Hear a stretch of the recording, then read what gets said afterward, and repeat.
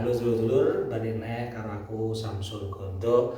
Iki aku arep review putihan wayang. Putihane iki putihan kayon nggih. Nah, putihan kayon. Jadi sebelum dadi wayang sing apik ngono iki dipolas digabi didige pentas, iki wujude putihan kaya ngene iki. Nah, kok kene ketok ya.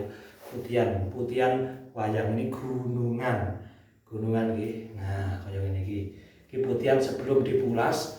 Untuk kulitnya ini kulit kebu atau kulit kerbau. Ngoten nggih. Ini tak ge postingan iki yo mbok menawa ana sing minat iki tak dol utawa tak jual. Tapi lek umpama ora ana sing minat nanti tak gawe dhewe. Iki kulitnya kulit kebu, dulur-dulur. Yo seperti ini.